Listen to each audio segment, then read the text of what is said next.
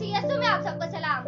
आज का जो मेरा टॉपिक है वो है ट्रस्ट इन गॉड। आजकल के दौर में मेरे चीजों हम इंसान दूसरे इंसानों पे भरोसा कर लेते हैं, अपनी पर्सनल बातें शेयर कर लेते हैं, अपने सीक्रेट शेयर कर लेते हैं, दूसरे इंसानों पे डिपेंड हो जाते हैं कि मेरी कोई भी बात आगे शेयर नहीं करेगा और ये मेरे से बहुत अच्छा है, मेरी हेल्प कर देगा, मगर इंसान हमें एंड में धोखा दे जाता है। जब हम खुदा के कलाम में पढ़ते हैं बाइबल मुकद्दस में ज़बूर 118 उसकी 8 आयत में खुदावंद पर तवक्कुल करना इंसान पर भरोसा रखने से बेहतर है।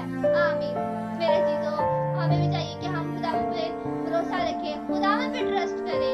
खुदावंद ने हमारे लिए जो भी प्लान किया होगा वो हमारे अच्छे के लिए